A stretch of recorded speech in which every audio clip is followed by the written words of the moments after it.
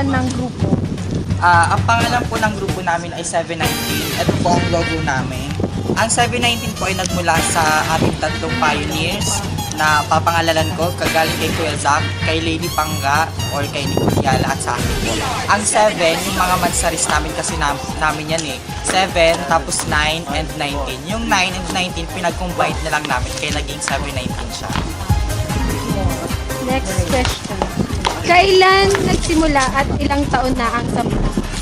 Nagsimula ang 719 noong 2012. Actually, yung mga pioneers nagsimula mga 2009 pa. Kasi dati kaming dancers ng Ateneo, yung Fire and Ice. Pero graduate na kasi kami ng Ateneo, so lumabas na kami ng Ateneo. So ang ginawa namin, bumuo kami ng sarili namin grupo, kami ng tatlong pioneers. And then, yun, napag-isipan namin gumawa ng 719. So, ang official na, may official talaga, nilaunch namin yung grupo is December 22, 2012. Sa plaza po namin yan ginanap. So, pang ano na namin ngayon, pang 1 year. Ano ang lakas at kahinaan ng grupo? Unahin ko muna sa kahinaan. Pag sinabi kasi namin kahinaan, hindi yung literal na kahinaan.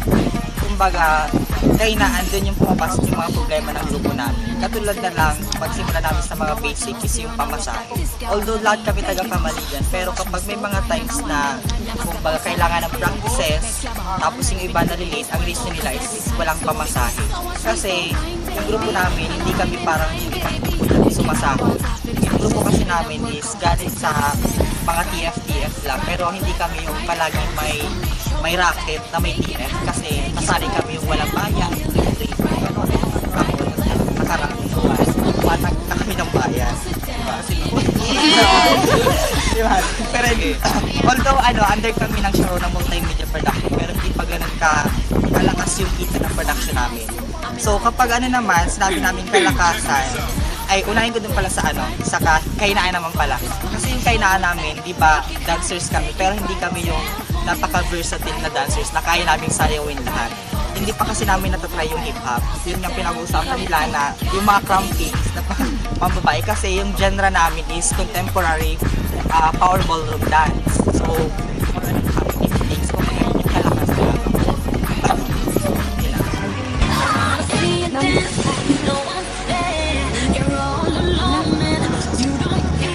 Pinaka naging pagsubok ng grupo at paano ito nalagpasan?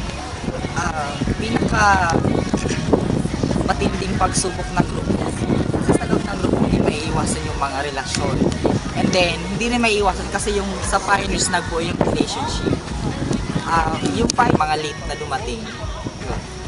Basta ang pinakamahirap kasi sa grupo namin, kapag ang call time, ganitong oras, darating sila late ng isang oras din sa call time. Philippine ka.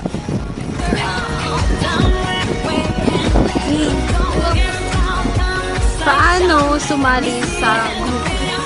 Paano sumali sa grupo? Ako bilang parang head ng grupo as choreographer din nila, very particular kasi ako pagdating sa mga babae at lalaki. Kunwari sa babae, dapat hindi siya kemi sa head throw. Kasi ang labanan ngayon is hindi naman galing ng pagsayaw, yung style ng pagsayaw ang labanan ngayon. So ang nire-recruit namin is yung sana active sa dancing and then may experience syempre sa dancing. Ayoko ng mga beginners pa.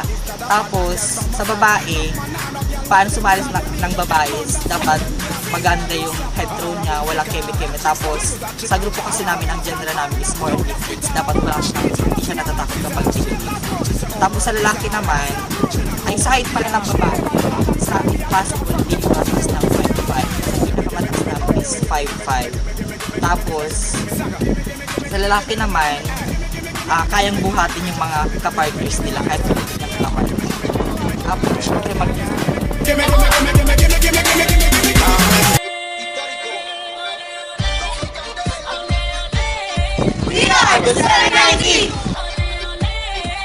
Wow!